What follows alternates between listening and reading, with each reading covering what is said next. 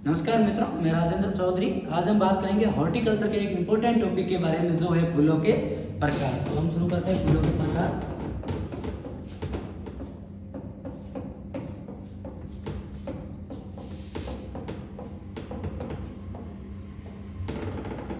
अब हम फूलों के प्रकार शुरू करने से पहले इसकी एक जनरल संरचना के बारे में जान लेते हैं। तो अपन बात करते हैं।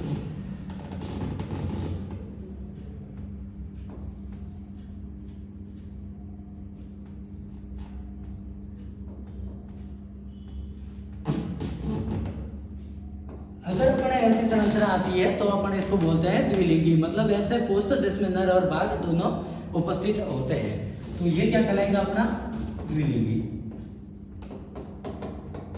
द्विलिंगी या उभयलिंगी।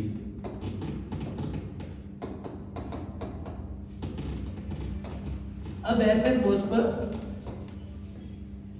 जिनमें सिर्फ क्या होते हैं, नर बाघ उपस्थित होते हैं, वो भी क्या कहलाता है, एक लिंगी।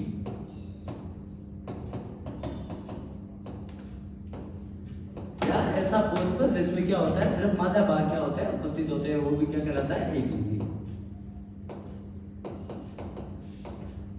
अब अपन जो शुरू कर रहे हैं फूलों के प्रकार में, तो अपन पहला करते हैं फूलों के प्रकार में मोनोसियस।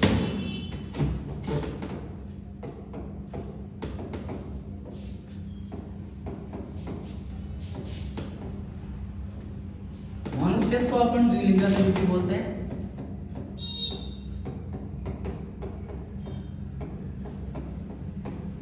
द्विलिंगा श्री। अब मोनो का मतलब होता है कि एक, मोनो का मतलब होता है एक, यानी एक ही पौधे पर है जो दोनों लिंग नर और मादा क्या होते हैं, उपस्थित होते हैं। उसको अपन क्या बोलते हैं, द्विलिंगा श्री या मोनोसियस बोलते हैं।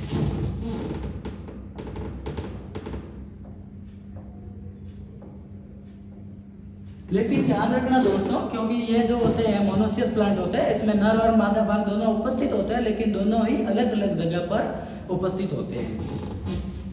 इसके उदाहरण देखो मोनोसियस के, आंवला, नारियल और कुकुरबिट्स। आंवला, नारियल और कुकुरबिट्स।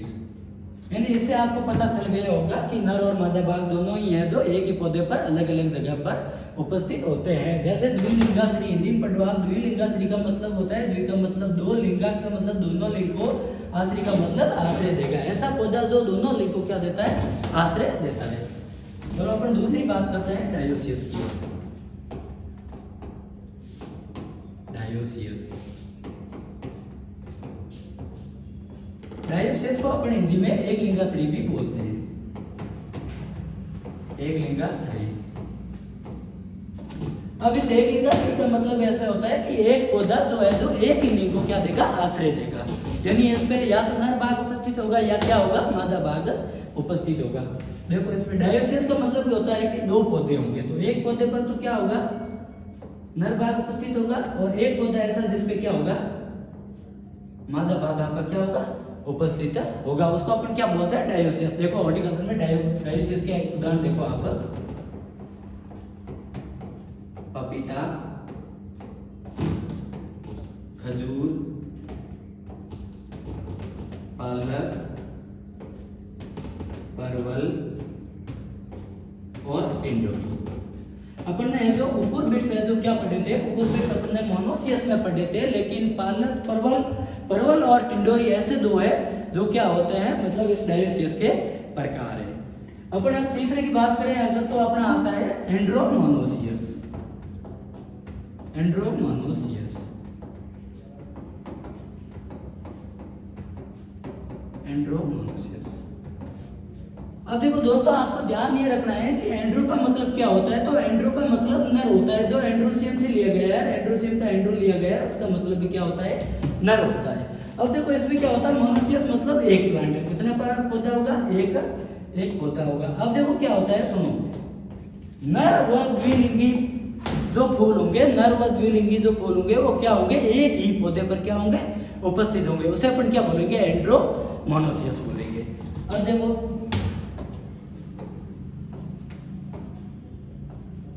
ये नर बाघ है और ये मादा बाघ। अपन ने क्या कहा था एंड्रोमोनोसियस में। अब मेरे को एक बात बताओ, अपन है जो नर भाग जो वापस आएंगे, क्या वो नर भाग पे जुड़ेंगे?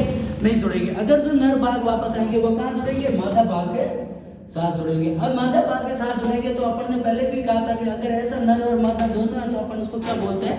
द्विलिंगी बोलते हैं, द्विलिंगी या उभयलिंगी बोलते हैं। तो ये तो कौन सा हो गया? अपना द्विलिंगी हो गया। और ये कौन सा हो गया? ये हो गया अपना नर भाग, नर भाग। तो इसकी डेफिनेशन क्या बनी? इसकी ये बनी कि नर भाग व द्विलिंगी का एक ही पौधे पर अलग अलग जगह पाया जाना क्या कहलाता है? एंड्रोमोनोसियस। इसके उदाहरण देखो आप, इसके उदाहरण देखो आप, आम और खरबूज, है ना, आम और खरबूजा। ठीक है, अब अपन आगे बात करते हैं गायनोडायोसियस, है ना। अपने जो इंपोर्टेंट पूछे जाते हैं अपन उसके बारे में बात करते हैं, गायनोडायोसियस की।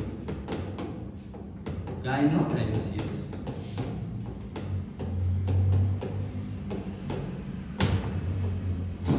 अब देखो दोस्तों, गायनो का मतलब होता है मादा, गायनो का मतलब होता है मादा, और डायोसिस का मतलब होता है कि दो पौधे।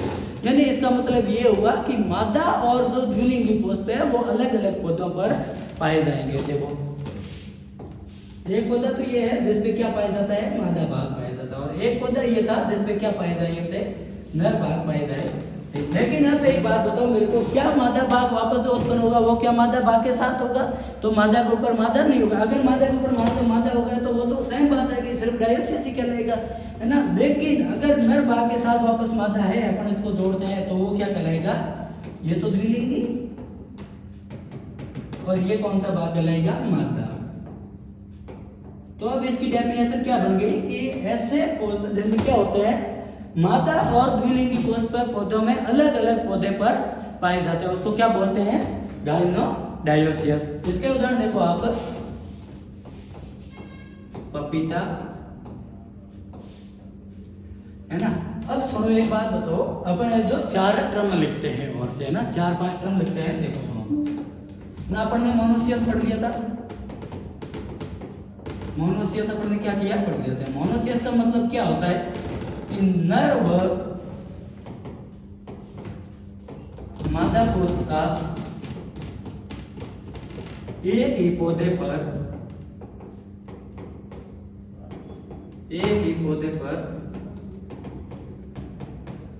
अलग अलग जगह क्या है? अलग अलग जगह पाया जाना।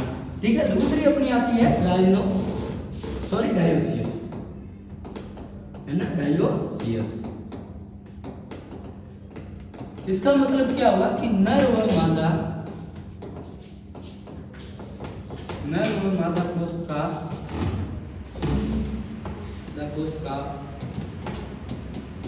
अलग अलग पौधों पर पाया जाना। ठीक है, अब अपन आगे बात करते हैं एंड्रोमोनोसियस।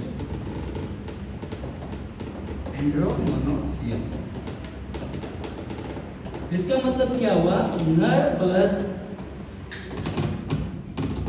प्लस द्विलिंगी, है ना, कहाँ? एक ही पौधे पर, कहाँ? एक ही पौधे पर। अब देखो चौथा होता है आपका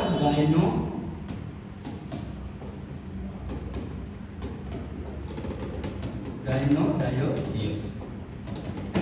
इसमें क्या होता है? मादा प्लस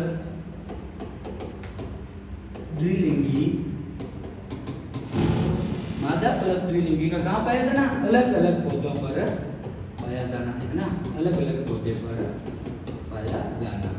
तो ये तो अपने होगी 4। अब इसमें और पढ़ते हैं अपन पढ़ते हैं गायनोमोनोसियस, जिसका उदाहरण एक पहला भी आता है। देखो गायनोमोनोसियस कैसा होता है, देखो इधर, है ना, गायनोमोनोसियस।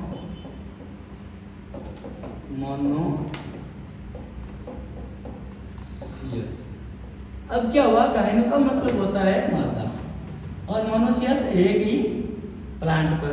ठीक है, तो इसका मतलब हुआ कि मादा प्लस द्विलिंगी एक ही पौधे पर। और इसका उदाहरण कौन सा है? तो इसका उदाहरण है अपना बेटा केला। कौन सा है? केला।